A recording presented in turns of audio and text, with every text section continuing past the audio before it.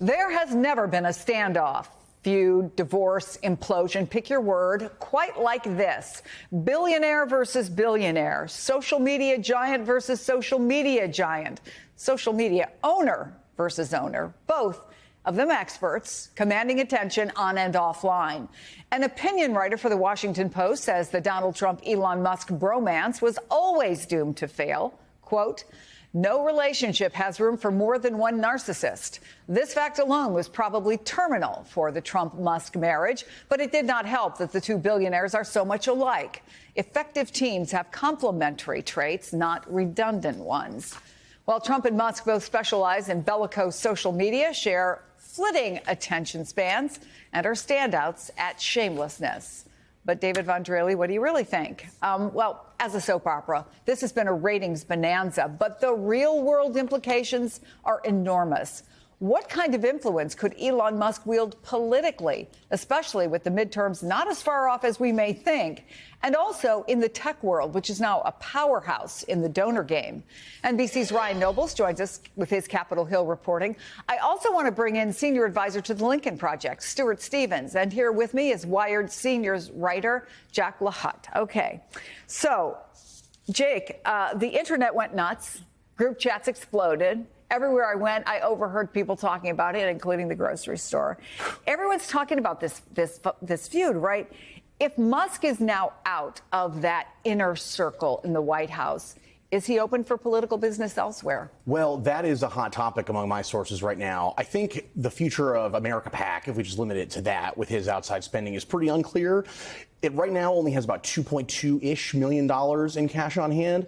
And I think the speculation and the concern is, frankly, Elon could cause a lot more problems for incumbent members of Congress. And then it gets trickier with like who has the leverage between Elon and Trump. But if you're just your rank and file Republican right now looking at re-election in 2026, I don't think you love the prospect of America PAC bombarding you with ads, even if the Trump endorsement and the Trump alignment isn't part of that equation. And we know big tech leaders threw billions behind Trump in the last election cycle, other candidates. How much weight does Elon Musk's voice carry there now? Well, I think it's getting trickier, and this is actually indicative of one, I would say, a power vacuum that's going to be brewing going into 2028, and then some slight fissures and splintering going on with the Silicon Valley wing of the GOP, where a lot of these folks who got on the Trump train, most of whom were after the assassination and after, the assassination attempt. And after Elon Musk endorsed Trump on the day of, they had maybe some limited areas of agreement with Trump, usually crypto or various forms of deregulation. So now those folks are being forced to effectively pick sides, and that is true both for members of Congress and also for tech executives and billionaires in Silicon Valley. So, Ryan, let's remember what blew all this up, right? Trump's mega bill that Musk then called a disgusting abomination. I think it was like just 3 or 4 days ago, feels like a year ago. What's the sense on the Hill right now after Musk threatened to challenge anyone who votes for this bill? Are members of Congress worried? I wouldn't say they're worried today, Chris. And I think that when they're making a short-term calculation, their short-term calculation is that they need to be with Donald Trump right now, especially given the fact that Elon Musk tends to be all over the map, especially when it comes to his politics. And there's no telling that the kind of vacuum that he finds himself in today will be the same one that he's in as we get closer to these 2026 midterms. I think they're very mindful of the fact that he could get involved in some of these primaries, but they just need to get over this hill that's in front of them right now. And this is that big bill that they need to pass that really will largely be the foundation of the Trump legacy and the Trump administration going forward. Listen to how Speaker Mike Johnson explained the dynamics that he and his conference find themselves in.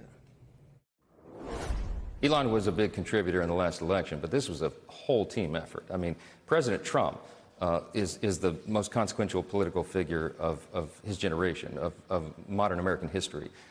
He is the one responsible for that. But we all worked hard. We delivered the House majority. I traveled the country nonstop. I did over 360 campaign events in 250 cities and 40 states, and I logged enough miles last year to circle the globe 5.5 times. I mean, I contributed to it as well. All of our House Republicans did. So the message there from Mike Johnson is that Elon Musk alone is not enough to derail the Republican hopes of holding on to the House of Representatives and the Senate, for that matter. But when you take a look at the margins, Chris, and it's only 3 seats right now, and under the current environment that Republicans find themselves in, there is very little room for error. So if Elon Musk decides to get involved in just 4 or 5, maybe 10 different House races where he provides a lot of grief for incumbent House Republicans, that could be the difference between winning or losing the majority in the 2026 elections. Right now, though, it's just too difficult to predict. Yeah, Stuart, where some Republicans maybe see a threat, Democrats do sense an opening. Politico puts it this way: Democrats eye a villain to ally arc for Elon Musk. I mean, what would that even look like? And would voters buy it? No, I don't think anybody wants to be near Elon Musk. I mean, 48 hours ago, he was one of the most toxic figures in American life. He had some support among MAGA and Trump diehards. He's lost that. I mean, can we just step back and think about what we've seen, what Elon Musk is really like, and what Donald Trump is really like? Elon Musk was basically accusing Donald Trump of being a pedophile. I mean, and these are the people that are making these key decisions about America's future. I mean, it's just absolutely shocking and depressing and revealing when they kind of rip off the mask. You have this guy who, by Wall Street Journal, New York Times reported heavy drug use. A guy who Wired Magazine reported may very well have lied about his status when he applied for citizenship, in which case it would be grounds for his citizenship being revoked and deported. It's just a completely dark chapter. And what you look well, it's a dark chapter, Stuart, but the fact of the matter is one got elected president of the United States, and one, in spite of everything you just talked about, is the richest man in the world. So where does that leave things? Well, I think it makes you question the value of being the richest man in the world. Is that the only value? What other sort of human qualities, what sense of decency, of compassion, of basic ability to function as an adult?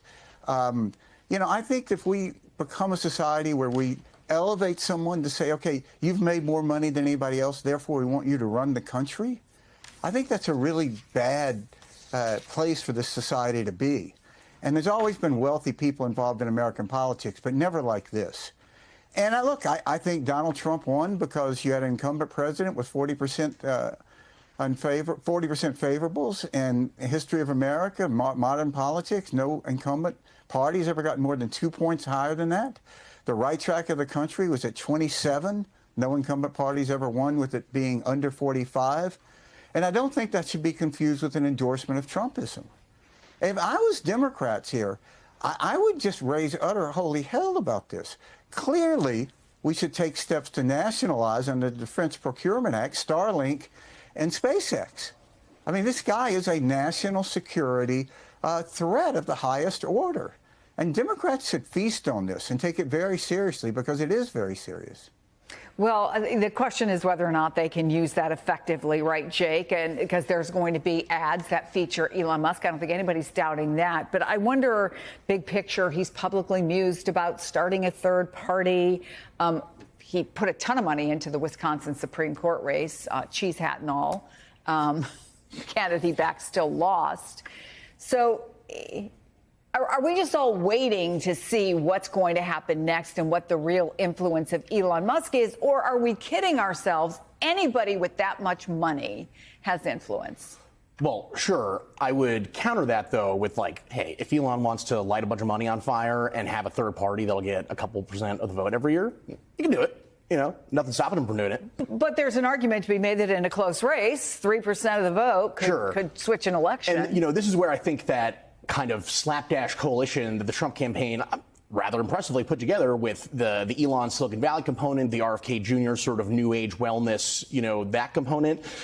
I think we're going to start to see this fall apart thread by thread going into 2028. And that's where it's going to come down to people like J.D. Vance, Marco Rubio, who else is going to be eyeing that Republican primary electorate and who might start dabbling with a third party run. I know that Andrew Yang just, you know, had to hop on that train yesterday.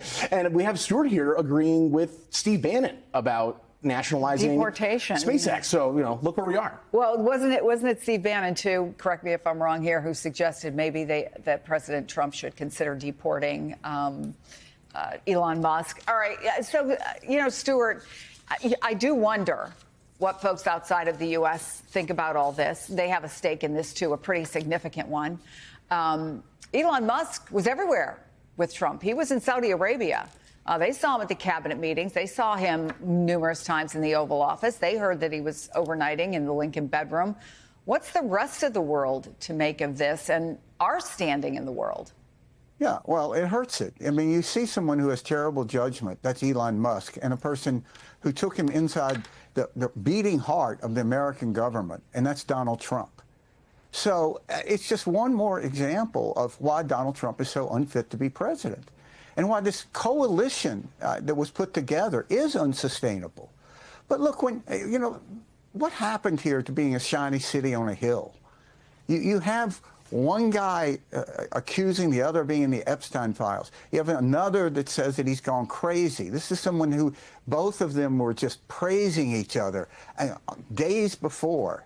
Do you really feel good that one of them has all your data in his pocket and the other has the nuclear codes in his pocket? It's incredibly distressing for America and America's image. Yeah, and I'm glad you used the word accused of being in the Epstein files, because it is an accusation. Nothing's ever been proved, and Trump has denied any involvement in Epstein's criminal behavior. We're out of time, but I want to ask you really quickly, Jake, what are you watching for next in this? J.D. Vance. Really? Yeah. I mean, he got his paper in before midnight last night with his quick, perfunctory statement in support of Trump, but I'm watching J.D. Vance.